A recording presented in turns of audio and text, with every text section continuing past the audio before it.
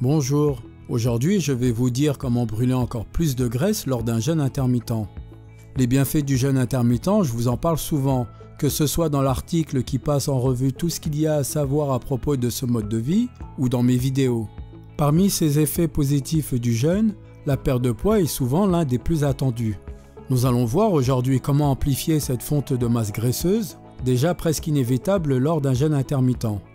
Le timing joue sur l'amincissement. Vous le savez, le jeûne intermittent est un mode de vie qui va vous permettre de restreindre à certaines périodes de la journée ou de la semaine la possibilité de se nourrir.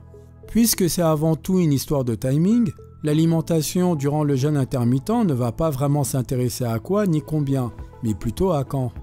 C'est cette temporisation qui va permettre au jeûne d'être une bonne méthode de perte de poids. D'abord parce qu'en minimisant les périodes pour manger, on diminue aussi le nombre de repas et les risques de grignotage. D'après l'étude de Cameron, augmenter le nombre de repas augmente la production d'insuline. Et l'insuline, c'est l'hormone qui conduit les lipides que l'on mange à être stockés sous forme de masse graisseuse. Moins de repas, moins de stockage, plus de perte de poids.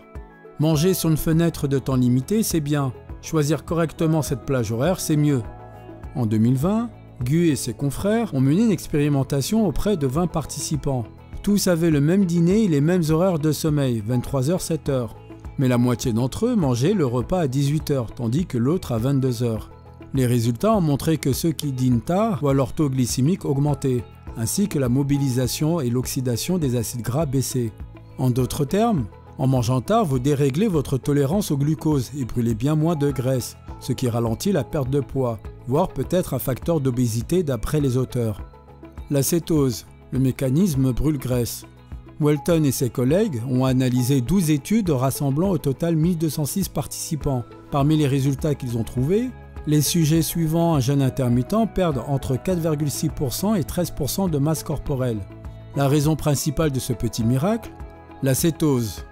Grâce à l'article de Veech, je vous explique comment ça fonctionne. En temps normal, par facilité, le corps utilise le glucose contenu dans le sang comme source d'énergie. Du coup, le gras, qui lui sert peu, est majoritairement stocké. Quand les ressources en glucides sont épuisées, le corps va commencer à puiser dans les acides gras pour carburer. D'abord ceux en circulation, puis ceux stockés sous forme de masse graisseuse. Pour que le cerveau puisse fonctionner grâce aux acides gras, il faut d'abord que le foie les transforme en cétones. Ces petites cellules ont la capacité de passer la barrière hémato-encéphalique du cerveau et sont utilisées par tout le corps comme énergie. Lorsque l'on a une alimentation classique variée en macronutriments, cet état métabolique particulier est habituellement atteint après environ 12 heures de jeûne. Pour optimiser la cétose, et surtout pour la faire durer même en dehors des périodes de jeûne, il existe plusieurs solutions. L'alimentation cétogène. Vous retrouverez sur la chaîne une série de vidéos complètes à ce sujet, mais en voici un aperçu. Le principe d'un régime cétogène, ce n'est pas de se priver de nourriture indéfiniment afin de rester en cétose, mais c'est de réduire les glucides au minimum et de manger beaucoup de gras. Pour les glucides, il faudra passer à un maximum journalier de 20 grammes net, fibres soustraites. Pour cela, il faudra oublier, ou presque, les céréales, le sucre, certains fruits riches en sucre et les tubercules. Par contre, comme il faudra consommer environ 80% de lipides, allez-y à fond sur les produits laitiers sans sucre, les huiles, les noix et arachides, les œufs, le poisson, la volaille, la viande, les fruits de mer, les fruits et légumes peu sucrés, citron, olives, framboises, noix de coco, épinards, brocolis, haricots verts, concombres, courgettes, choux, avocats, tomates, etc. Côté protéines, pour la journée, limitez-vous quelque part entre 1,2 et 1,7 g par kilo que vous pesez. Il y a un autre atout qui fait de l'alimentation céto un super allié du jeûne intermittent, la réduction de l'appétit généralement engendrée. 2 articles ont tenté de comprendre l'origine de cette baisse d'appétit lors d'un régime céto, l'étude de Sumitran ainsi que celui de Gibson. Plusieurs explications semblent possibles. La lenteur de la digestion des produits riches en gras, la réduction des besoins énergétiques induits par le régime, ou bien l'effet des cétones elles-mêmes. Quelle que soit la raison, les pratiquants du régime cétogène ont moins faim, et ça ce n'est pas pour déplaire aux jeûneurs. 3 astuces perte de poids. Les fibres. 2 raisons principales font des fibres un atout bien connu des régimes. D'abord parce que ces nutriments, alors qu'ils ne sont pas digérés, facilitent grandement le transit. Les fibres retiennent l'eau dans les intestins, ce qui augmente le volume des selles et donc accélère le transit. Plus de nourriture éliminée, c'est forcément moins de stocker sous forme de graisse.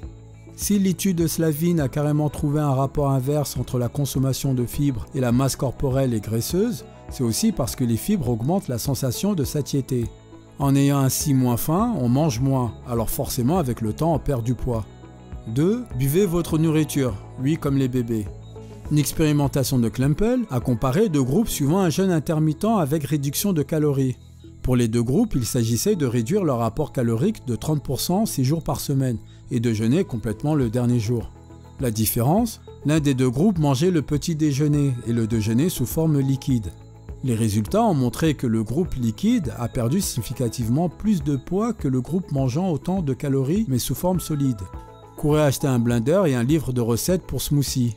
3. De la sueur et des muscles. Le sport est évidemment un incontournable pour qui veut brûler de la graisse. En général, pour faire fondre de la masse graisseuse, rien de tel que le cardio ou entraînement d'endurance. L'étude de Skrapnik a montré que ce type d'exercice permet de réduire la masse corporelle, la graisse, l'IMC et les mesures de tour de taille ou de hanche. Pour éviter la perte de muscle, pensez à alterner avec des entraînements de force et résistance. Attention cependant à ne pas trop en faire. Dans le cadre d'un jeûne intermittent, je conseille généralement de faire votre séance environ 2 heures avant de rompre le jeûne. Cela dit, si vous avez beaucoup de mal à vous entraîner le ventre vide, ce n'est pas un problème de faire votre sport pendant la fenêtre d'alimentation que vous vous êtes fixé. Quoi qu'il en soit, l'essentiel c'est de veiller à manger en conséquence et surtout à boire beaucoup d'eau. Je vous remercie d'avoir regardé la vidéo. Je compte encore sur vous pour aimer cette vidéo et poser vos questions en commentaire. Pour les nouveaux, il faut vous abonner pour permettre à la chaîne de gagner en visibilité.